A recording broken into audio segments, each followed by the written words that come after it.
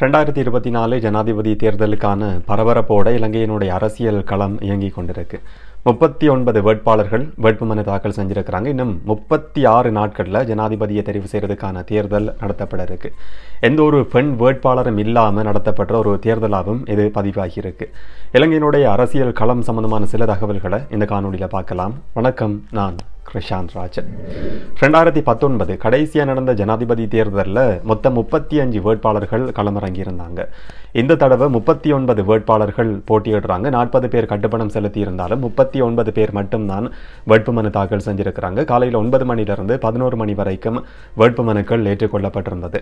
3 வேட்புமனுக்களுக்கு எதிராக ஆட்சேபனைகள் பதிவு செய்யப்பட்டிருந்தாலும் தேர்தல்கள் ஆணைக்குழுவினுடைய தலைவர் RMAL ரத்நாயக்கவால அந்த 3 ஆட்சேபனைகளும் நிராகரிக்கப்பட்டிருக்கிறதா அறிவிக்கப்பட்டிருந்தது. அதே நேரம் ஒரே ஒரு சுயேட்சை வேட்பாளராக இருக்கிற சரத்குமார குணரத்ன மட்டும் இந்த வேட்புமனு இன்றைக்கு பதிவு செய்யாமல் இருந்தார். ஏற்கனவே கட்டுப்பணம் செலுத்தி இருந்தாலும் அவர் வேட்புமனு தாக்கல் செய்யலை. பிரபலமடைகிறதுக்கான ஒரு விதமான வழி என்று சொல்லியும் சொல்ல முடியும். ஜனாதிபதி தேர்தலில் போட்டியிடுறதன் மூலமாகவும் பிரபலமடைய முடியும். கட்டுப்பணம் செலுத்தி வேட்புமனுவை தாக்கல் செய்யாமல் இருக்கிறதன் மூலமாக அந்த ஒரு வேட்பாளர் யார் என்று சொல்லி தெரிஞ்சு கொள்றதுக்கு பொதுமக்களுக்கு ஆர்வம் இருக்கும். இந்த அடிப்படையிலையும் பிரபல்யம் அடையலாம்ன்றதை நோக்கமாக கொண்டும் அவர் சில நேரங்களில் வேட்புமனுவை பதிவு செய்யாமல் இருந்திருக்க முடியும். பொதுவாக இருக்கிற மிக முக்கியமான வேட்பாளர்கள் என்று சொல்லி பார்க்குற நேரத்தில் ஜனாதிபதி ரணில் விக்ரமசிங்க, எதிர்க்கட்சி தலைவர் சஜித் பிரேமதாச, தேசிய மக்கள் சக்தியினுடைய தலைவர் அனுரகுமார் திசாநாயக்க, மொட்டு கட்சியினுடைய வேட்பாளர் நாமல் ராஜபக்ச என்று சொல்லி மிக முக்கியமான நபர்கள் இந்த வேட்பாளர்களை களமிறங்கி இருக்கிறாங்க. 2 தேரர்களும் இந்த தேர்தலில் போட்டியிடுறதும் மிக முக்கியமான ஒரு விஷயம். அதுலேயும் குறிப்பாக அக்மிமன தயாரத்ன தேரர் இந்த தேர்தலில் போட்டியிடுறாரு. இது தவிர பத்திரமுல்ல சீலரத்ன தேரரும் ஒரு ஜனாதிபதி வேட்பாளராக களமிறங்கி இருக்கிறாரு. தேர்தல் சின்னம் சம்பந்தமான சில தகவல்கள் இன்றைக்கு வெளியாகி இருந்தது. இந்த தேர்தலை பொறுத்த வரைக்கும் இலங்கையை பொருளாதார நெருக்கடியிலிருந்து மீட்ட ஒரே ஒரு தலைவர் நான் மட்டும்தான் என்ற ஒரு விஷயத்தை முன் வச்சுதான் ஜனாதிபதி ரணில் விக்ரமசிங்க இந்த தேர்தலில் களமிறங்கி இருக்கிறாரு. வரிசை யுகத்தை முடிவுக்கு கொண்டு வந்த ஒரு நபர் என்ற அடையாளம் அவருக்கு இருக்கு. இதனால கேஸ் சிலிண்டர் சின்னத்தில் ஜனாதிபதி ரணில் விக்ரமசிங்க இந்த தேர்தலை எதிர்கொள்ள இருக்கிறார். ஒரு சுயேட்சை வேட்பாளர் அவர் களமிறங்கி இருக்கிறார் என்றதும் மிக முக்கியமான விஷயம். இதை தவிர மற்ற சில வேட்பாளர்கள் சொல்லி பார்க்குற நேரத்தில் விஜயதாச ராஜபக்சவை குறிப்பிட்டு சொல்ல முடியும். இதை தவிர சரத் பொன்சேகா, ஃபீல்டு மார்ஷல் சரத் பொன்சேகாவும் ஒரு வேட்பாளராக களமிறங்கி இருக்கிறாரு. சரத் பொன்சேகாவை பொறுத்த வரைக்கும் அவருக்கு கொடுக்கப்பட்டிருக்கிறது விளக்கு சின்னம். அதே மாதிரி ஜனாதிபதி தமிழ் பொது வேட்பாளர் அரியநேத்திரனுக்கு கொடுக்கப்பட்டிருக்கிறது சங்கு சின்னம் என்றதும் மிக முக்கியமான ஒரு விஷயம். இதை தவிர மலையக மக்கள் சார்பாகவும் ஒரு வேட்பாளர் களமிறங்கி இருக்கிறாரு.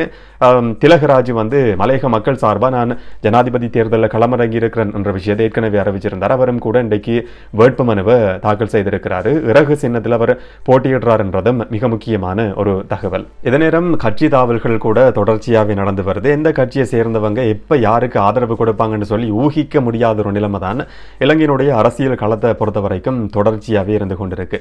அதிலும் குறிப்பாக அகில இலங்கை மக்கள் காங்கிரஸ் ACMC ரிஷாட் பதியுதீனுடைய கட்சி சஜித் பிரேமதாசவுக்கான ஆதரவு தெரிவிச்சிருந்தது. ஒரு உடன்படிக்கையும் கூட கைச்சாதிடப்பட்டிருந்தது.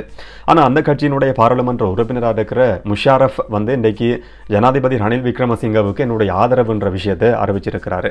இதை தவிர SJP ஐக்கிய மக்கள் சக்தியினுடைய பாராளுமன்ற உறுப்பினர் இஷாக் ரஹ்மானும் கூட என்னுடைய ஆதரவு ஜனாதிபதி ரணில் விக்ரமசிங்கவுக்கு தான் என்று சொல்லியிருக்கிறாரு. முஸ்லிம் தேசிய கூட்டணியினுடைய பாராளுமன்ற உறுப்பினர் அலி சப்ரி ரஹீமும் ஜனாதிபதி ரணில் விக்ரமசிங்கவுக்கு ஆதரவு தெரிவிச்சிருக்கிறாரு. இதை தவிர மனோ கணேசன் தலைமையிலான தமிழ் முற்போக்கு கூட்டணியினுடைய மிக முக்கியமான உறுப்பினராக இருக்கிற M வேலுக்குமார் கண்டி மாவட்ட பாராளுமன்ற உறுப்பினர் இன்றைக்கு கட்சி தாவி இருக்கிறாரு. போன கிழமை ஒரு மிக முக்கியமான புகைப்படம் வெளியாகி இருந்தது. ஐக்கிய மக்கள் சக்தியினுடைய சஜித் பிரேமதாசவுக்கு எங்களுடைய ஆதரவு என்று சொல்லி தமிழ் முற்போக்கு கூட்டணி அறிவிச்சிருந்தது. அந்த சந்தர்ப்பத்திலையும் கூட M வேலுக்குமார் மனோ கணேசன் தலைமையிலான கூட்டணியோடு இருந்ததை பார்க்க முடிஞ்சது. ஆனால் இன்றைக்கு என்னுடைய ஆதரவு ஜனாதிபதி ரணில் விக்ரமசிங்கவுக்கு என்ற விஷயத்தை M வேலுக்குமார் அறிவிச்சிருக்கிறாரு. கடுமையான ஒரு விமர்சனத்தை தமிழ் முற்போக்கு கூட்டணியினுடைய தலைவர் மனோ கணேசன் முன் வச்சிருக்கிறாரு. நொண்டி குதிரையா இருக்கிற ரணில் விக்ரமசிங்கவோட கைகோர்த்து இருக்கிற ஒரு கழுதை தான் M வேலுக்குமார் என்ற கருத்தை மனோ கணேசன் முன் வச்சிருக்கிறத பார்க்க முடியுது. கட்சியினுடைய பதவிகளில் இருந்தும் கூட M வேலுக்குமார் இடைநிறுத்தப்பட்டிருக்கிறார் என்ற அறிவிப்பையும் தமிழ் முற்போக்கு கூட்டணி வெளியிட்டிருக்கு. இதை தவிர நேற்று மிக முக்கியமான ஒரு சந்திப்பு இலங்கை தமிழரசு கட்சியினுடைய பாராளுமன்ற உறுப்பினர் எம் ஏ சுமந்திரனுக்கும் ஜனாதிபதி ரணில் விக்ரமசிங்கவுக்கும் இடையில் நடத்தப்பட்டிருந்தது. அதே நேரம் புளொட் கட்சியினுடைய தலைவர் சித்தார்த்தனுக்கும் சஜித் பிரேமதாசவுக்கும் இடையில ஒரு சந்திப்பு நடந்திருக்கு. இந்த சந்திப்பில் வந்து செல்வம் அடைக்கலநாதனும் கூட கலந்து கொண்டிருக்கிறாரு. கோவிந்தன் கருணாகரமும் இந்த சந்திப்பில் வந்து கலந்து கொண்டிருக்கிறாரு. சஜித் பிரேமதாச சில வாக்குறுதிகளை கொடுத்திருக்கிறதா சொல்லப்படுது. தமிழ் மக்கள் எதிர்நோக்கிற பிரச்சனைகளுக்கு முடியுமான சகல தீர்வுகளையும் பெற்றுக் கொடுக்கிறதுக்கு நான் தயாராக இருக்கிறேன், அரசியலமைப்புக்கு உட்பட்டு எல்லா பிரச்சனைகளுக்கும் தீர்வு காணப்படும் என்ற வாக்குறுதியை வந்து சஜித் பிரேமதாச இந்த பாராளுமன்ற உறுப்பினர்களுக்கு தமிழ் மக்களுடைய பிரதிநிதிகளுக்கு சொல்லியிருக்கிறார் என்ற தகவலையும் பார்க்க முடியுது. அதிலும் குறிப்பாக வந்து தனக்கு கீழே ஒரு மிக முக்கியமான செயலணியை தமிழ் மக்கள் எதிர்நோக்கிற பிரச்சனைக்காக தீர்வு காண்றதுக்காக ஒரு தனிப்பட்ட செயலணியை தன்னுடைய நேரணி கண்காணிப்பின் கீழே சஜித் பிரேமதாச நியமிப்பார் என்ற மாதிரியான வாக்குறுதியும் கூட கொடுக்கப்பட்டிருக்கு. இதே நேரம் இலங்கை தமிழரசு கட்சியினுடைய பாராளுமன்ற உறுப்பினர் எம் ஏ சுமந்திரனுக்கும் இலங்கைக்கான இந்திய உயர்ஸ்தானிகர் சந்தோஷ் ஜாவுக்கும் இடையில் ஒரு மிக முக்கியமான பேச்சுவார்த்தை நடத்தப்பட்டிருக்கு.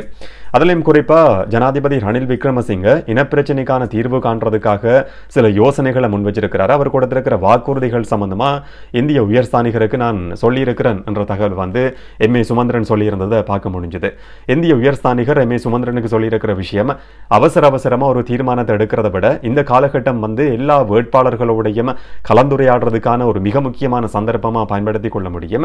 எல்லா வேட்பாளர்களுடைய நிலைப்பாடுகளையும் ஆராய்ஞ்சதுக்கு பிறகு பொருத்தமான ஒரு தீர்மானத்தை வந்து கடைசி தருணத்திலையும் கூட எடுக்க முடியும் என்ற மாதிரியான விஷயம் இலங்கைக்கான இந்திய உயர்ஸ்தானிகர் சந்தோஷ் ஜாவால பாராளுமன்ற உறுப்பினர் எம் ஏ சுமந்திரனுக்கு சொல்லப்பட்டிருக்கு என்ற செய்தியையும் கூட பார்க்க முடியுது. தமிழ் தேசிய மக்கள் முன்னணியை பொறுத்த வரைக்கும் எந்த ஒரு வேட்பாளருக்கும் அவங்களுடைய ஆதரவு கிடையாது. வளம மாதிரி ஜனாதிபதி தேர்தலில் வந்து இந்த தடவையும் தமிழ் தேசிய மக்கள் முன்னணி TNPF வந்து புறக்கணிக்க இருக்கு. அதுக்கான துண்டு பிரசுரங்கள் இன்றைக்கு யாழ்ப்பாணத்தில் விநியோகிக்கப்பட்டிருக்கு.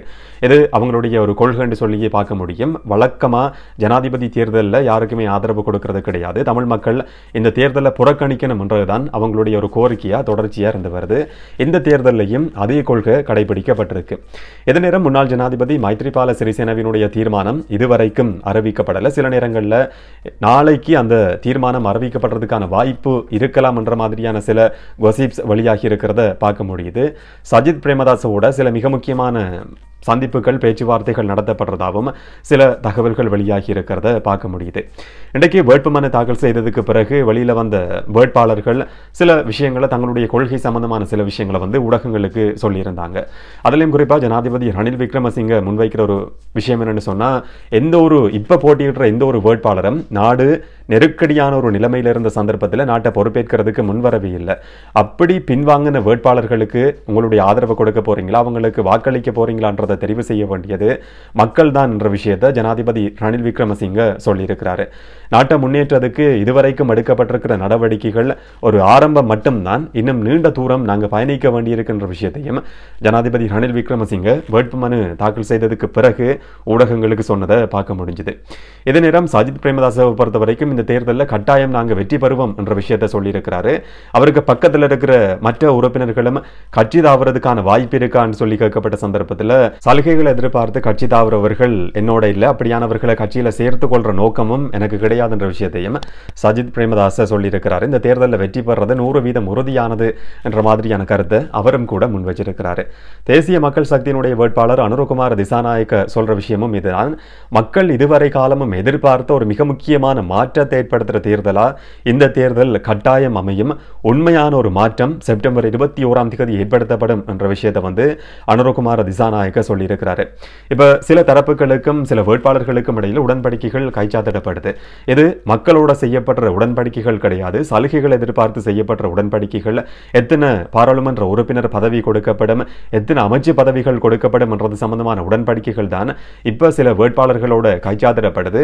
அந்த மாதிரியான ஒரு உள்நோக்கத்தை கொண்ட உடன்படிக்கைகள் தேசிய மக்கள் சக்தியோட யாராலையும் கைச்சாத்திடப்பட முடியாது. அந்த மாதிரியான ஒரு நோக்கம் எங்களுக்கு கிடையாது என்ற விஷயத்தை வந்து அனுரகுமார் திசாநாயக்க சொல்லியிருக்கிறார். சொல்லியிருந்தாரு. 2 தரப்புகள் மட்டும்தான் இருக்கு. வேற வேற வேட்பாளர்கள் இருந்தாலும் ஒன்று தேசிய மக்கள் சக்தி என்று சொல்லப்படுற ஒரு அணி எங்களுடைய அணி, மற்ற எதிரில் இருக்கிற எல்லா வேட்பாளர்களும் ஒரு அணியை சேர்ந்தவர்கள் தான். முகம் வேற வேறையா இருந்தாலும் கூட எல்லாருமே ஒரே தரப்பை சேர்ந்தவர்களாக தான் இருக்கிறாங்க. மக்கள் எதிர்பார்க்கிற மாற்றம் இது கிடையாது.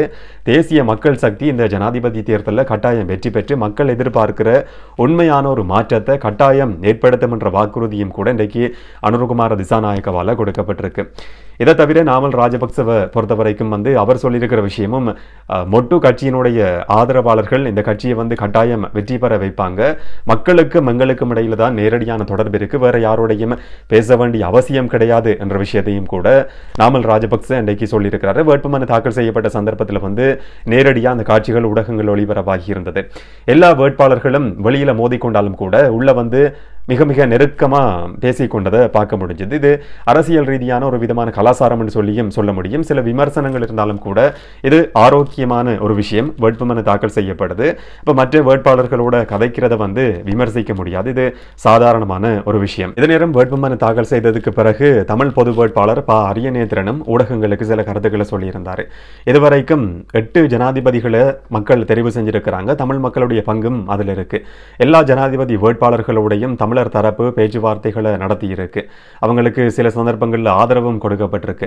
ஆனால் இதுவரை காலமும் தமிழ் மக்கள் இந்த வேட்பாளர்களால் ஜனாதிபதிகளால் கைவிடப்பட்ட மாதிரியான ஒரு சூழல் தான் உருவாகி இருக்கு. நான் ஒரு தனிநபராக இருந்தாலும் கூட இது ஒரு அடையாளமாக பார்க்கப்பட்டு தமிழர்களுடைய கோரிக்கை இதுதான் என்று சொல்ற மாதிரி எனக்கான ஆதரவு தரப்படணும் என்ற கருத்தையும் கூட அவர் சொல்லியிருந்ததை பார்க்க முடிஞ்சது. இப்போ வேட்புமனு தாக்கல் முடிவுக்கு வந்திருக்கு. தேர்தல் பரபரப்போட இலங்கையினுடைய அரசியல் களம் என்றது தொடர்ச்சியாக இயங்கிக் கொண்டிருக்கு. எதிர்பரப்போற நாட்கள்லையும் சில கட்சி தாவல்களை எதிர்பார்க்க முடியும். என்ன நடக்கும் என்றதை பொறுத்திருந்து பார்க்கலாம்.